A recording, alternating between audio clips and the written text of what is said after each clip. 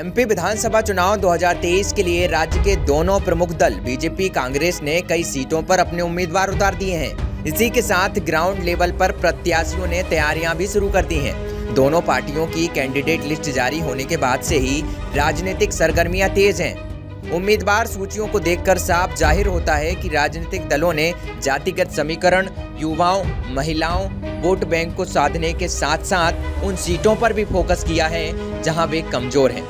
इसके लिए कुछ नई रणनीतियां भी बनाई गई हैं। इसी बीच कांग्रेस की पहली लिस्ट में एक नाम ने सबका ध्यान खींच लिया।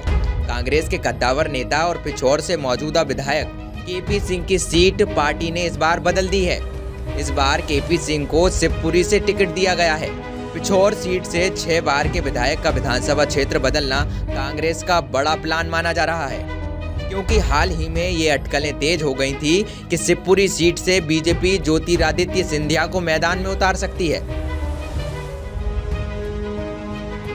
देश की सबसे बड़ी आईटी कंपनी टीसीएस ने भर्ती घोटाले को लेकर अब बड़ी कार्रवाई की है। कंपनी ने हाल ही में सामने आए घोटाले को लेकर अपने 16 कर्मचारियों को बाहर का रास्ता दिखा दिया है, जबकि 6 वेंडरों के ऊपर रोक लगा दी है। बता दें कि कंपनी ने रविवार को इस कार्रवाई की जानकारी दी। टाटा समूह की आईटी कंपनी ने कार्रवाई के बारे में रविवार की देर शाम में बयान जारी किया। कंपनी ने कहा कि भर्ती घोटाले की जानकारी मिलने के बाद उसकी गहराई से जांच की गई। जांच में कंपनी ने पाया कि भर्ती घोटाले में उसके 19 कर्मचारी संलिप्त थे। उनमें से 16 कर्मचारियों को कंपनी ने नौकरी से निकाल दिया, जबकि 3 कर्मचारियों को रिसोर्स मैनेजमेंट यूनिट से हटा दिया गया है। बंगाल की दुर्गा पूजा अपनी थीम के लिए विश्व प्रसिद्ध है। देश और दुनिया के लोग यहाँ पंडालों की सजावट देखने आते हैं। कोलकाता की लाइफलाइन रही ट्राम सेवा इस वर्ष अपनी 150वां वर्षगांठ मना रही है।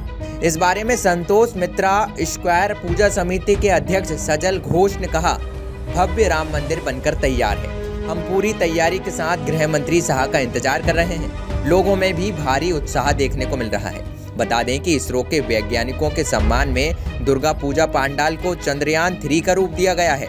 इसमें मां दुर्गा की प्रतिमा को चंद्रयान 3 के लैंडर विक्रम पर विराजमान दिखाया गया है।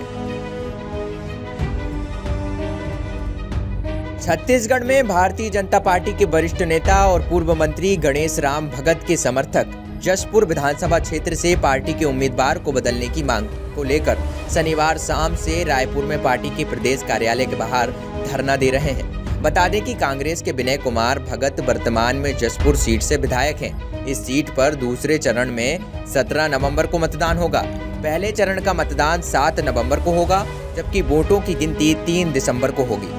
बता दें कि बीजेपी ने जशपुर सीट से जशपुर जिला पंचायत की महिला सदस्य राय मुन्नी भगत को मैदान में उतारा है। देश भर में अब मौसम का मिजाज बदलने वाला है। जहां पिछले दिनों गर्मी के चलते लोगों को दिक्कतों का सामना करना पड़ा था, तो वहीं अब मौसम को लेकर राहत मिलने वाली है। मौसम विभाग के मुताबिक कई राज्यों में 17 अक्टूबर तक बारिश की बौछारें पड़ने वाली हैं, जिसके बाद ठंड का एहसास होगा। इसके अलावा केरल और तमिलनाडु में भी अगले 2 दिनों तक भारी बारिश का अनुमान जताया जा रहा है। बता दें कि मौसम विभाग ने अनुमान जताया था कि यमुनोत्री धाम और ऊंचाई वाले इलाकों में जमकर बर्फबारी होगी, जिसके बाद ये भविष्यवाणी सच हुई और यमुनोत्री धाम की ऊंची पहाड़ियों समेत सप्त ऋषि कुंड में रविवार दोपहर तक जमकर बर्फबारी हुई। वहीं दूसरी ओर दक्षिण के राज्यों में भी बारिश को लेकर अलर्ट जारी किया गया है। इसके साथ ही कई इलाकों में बिजली कड़कने और तूफान की आशंका जताई है।